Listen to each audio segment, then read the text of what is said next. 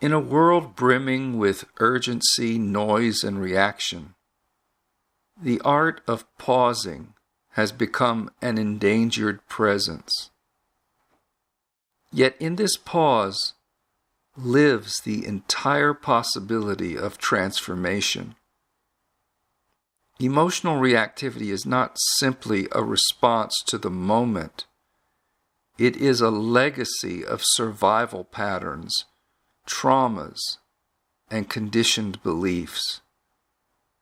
It overrides discernment. It inflames our nervous system. And if left unchecked, it governs our choices, distorts our relationships, and disconnects us from our deeper self. There are three primary signs of emotional reactivity that tend to arise in the body and mind, and often within seconds. Each one pulls us away from presence and into reaction.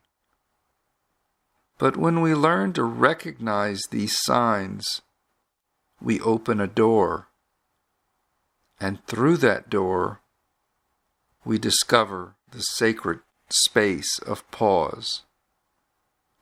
Let us begin. Panic in disguise, the illusion of urgency.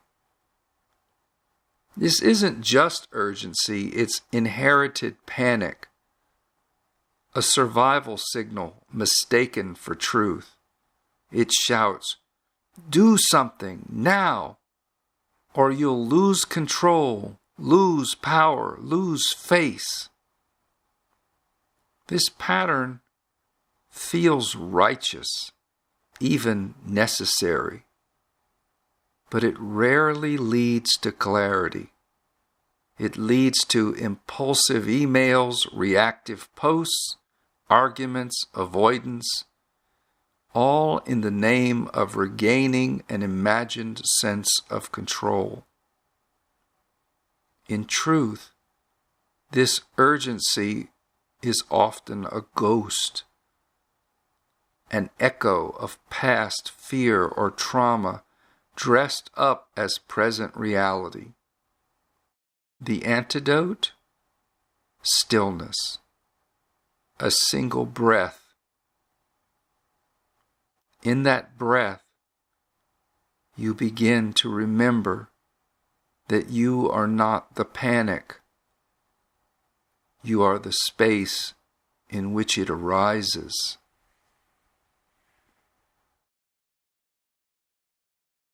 The tightening armor around the heart.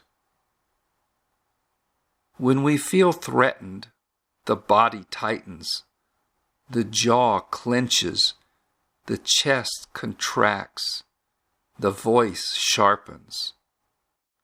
This contraction is ancient. It is a primal attempt to protect vulnerability, but it also blocks intimacy, receptivity, and truth. This tightening may not look dramatic on the outside. It may simply appear as withdrawal, subtle hostility, or a need to control. But inside, it signals a disconnection from presence. Notice it. Name it. Invite softness.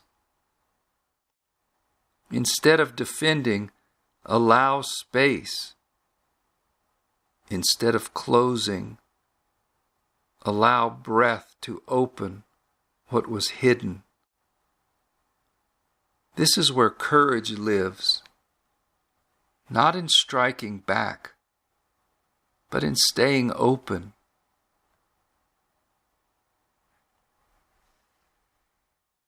The loop, thought spirals that justify the storm. After panic and tightening comes the loop, the inner narrative that fuels the fire. He always does this. She doesn't care. This is just like last time. These mental spirals feel intelligent, but they are just dressed up reactivity. They replay old stories in new costumes, ensuring the past lives on. The loop is seductive. It gives the illusion of control and explanation, but it keeps you trapped.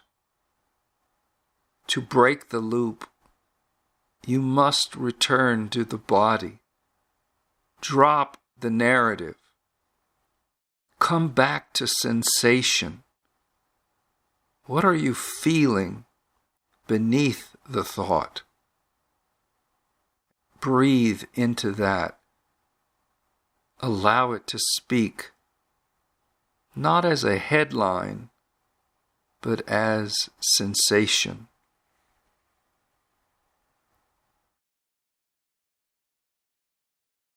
How to pause, the practice of returning. When any of these signs arise, panic, tightening, looping, simply pause, not to suppress, but to see clearly. The pause is not a performance. It is not a spiritual bypass. It is a choice to let awareness lead rather than woundedness. In that pause, feel your feet on the ground. Soften your gaze. Drop into the body and breathe. This moment is not a threat. It is a mirror. And you, in your presence, are the one who holds the power to choose. Not from reactivity, but from clarity.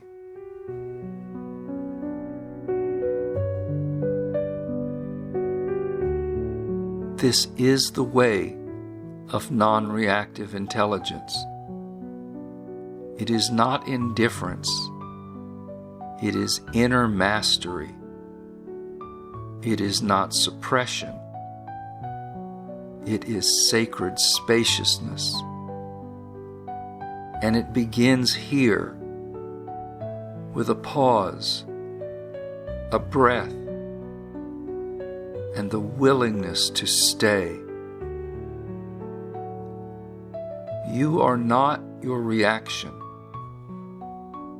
You are the awareness that sees it.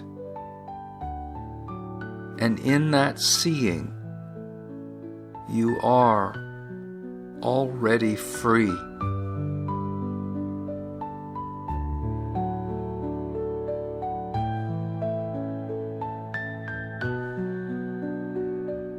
If this reflection stirred something within you, I invite you to continue walking with us along the emptying path. Subscribe here and join us for the next episode of Grace and Quiet Fire, and experience more quiet revelations in the days to come. Peace be with you.